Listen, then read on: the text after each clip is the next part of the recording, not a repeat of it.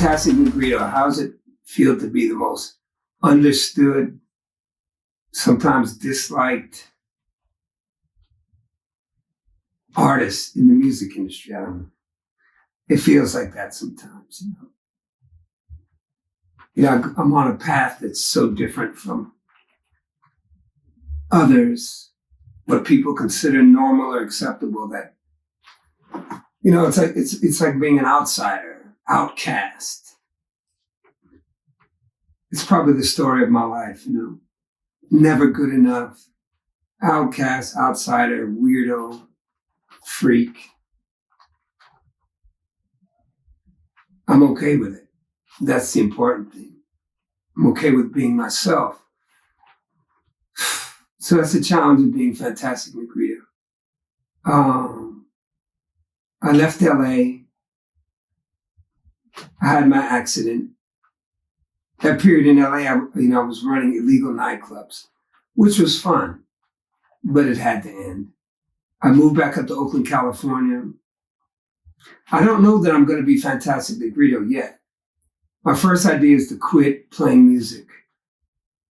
Sold all my equipment, everything. Didn't want to play again.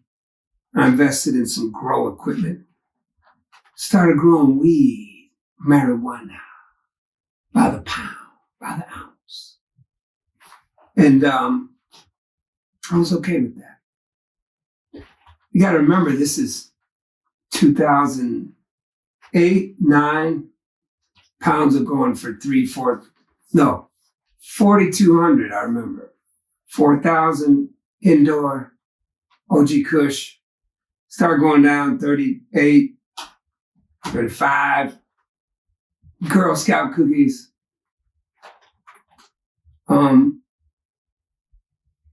It was good. Sustenance. Economic independence. I went into that endeavor with my boy Malcolm Spellman. We decided, look, I'm going to quit music and grow some weed. And he's a writer in LA, Hollywood. You're going to write. Keep writing. I'll live vicariously through you. So I would say 3 years go by, maybe longer.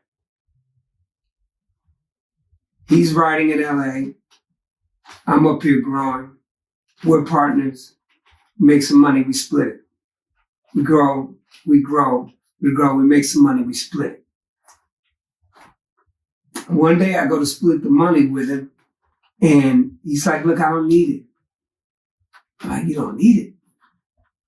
How you don't need the money? And he said, I'm writing this show. It's all right. It's called Empire. I was going to say Dynasty because he said it's like the Black Dynasty. And I'm like, Black Dynasty? I don't know. So he gets on Empire, becomes the biggest show in the world. We're shocked. So I'm continuing to grow my weed. I open up a gallery, art gallery, studio in Jack London Square in Oakland, having a good time. He calls me up one day and he goes, hey man, you got to do something. I'm like, do something? Do what? I'm doing something. Musically, I'm like, no. So we talked back and forth, went back and forth. He said, what do you listen to? I said, what do I listen to? I listen to a lot of Delta blues stuff, Skip James, Robert Johnson. I love that stuff.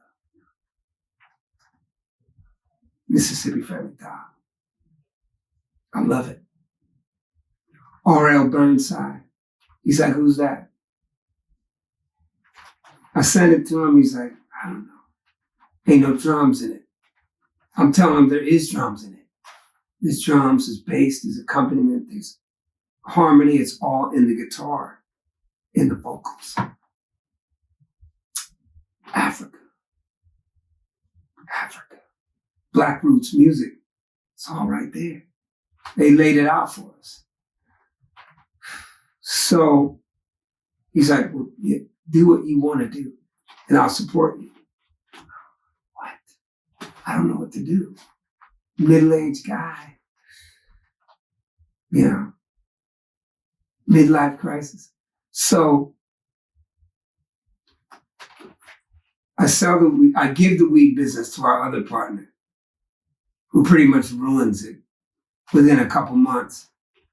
And my boy Malcolm just helping to subsidize like whatever we need for this new idea that I'll call Fantastic Negrito. I remember the first song that I wrote as Fantastic Negrito was Night It Turned to Day, oh night it turned to day, night it turned to day, la la, dear night it turned to day.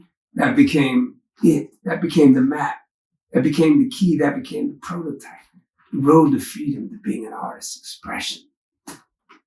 The art of not giving a fuck, which is probably the most important component to all of this. So I thought, well, let's get some of this music out there. So I did a song called Honest Man. And Amazon licensed it for a show called Hand of God. That was like a big thing. I thought it was hot shit. Got a check for the opening theme to Hand of God. Living a charmed life. At that stage, you know, people were like, well, you're really going to do this music? Like, outsiders, they'd be like, this is like, it's not really genre specific. I don't know what it is. You're too old. I don't know what you're talking about. All these outside voices trying to knock the train off the track. So I stayed on the train. And I continued with Fantastic Negrito. People weren't really that interested. Except people on the train. They were the ones that were interested. So I kept riding the train. The BART train, Bay Area Rapid Transit. And I would go and I would play at the Powell Street exit, at the Civic Center exit, at the Lakeside exit in Oakland, Mission in San Francisco. I was there playing. And it became a thing. The clubs wouldn't take me. They didn't want nothing to do with me because it's not genre specific. I don't know if people will buy drinks. Well, I told them I don't make music for people to dance to. I make music for people to think. So I just kept playing on the streets. The streets loved me. And I was connecting with people on the streets, and that made me very happy. Playing on the first Friday in Oakland, 25th and Broadway. Hundreds of people would gather around to see Fantastic Negrito play. That's me. I felt loved and supported by the people of the Bay Area. That was important to me. Spend all your money until you come.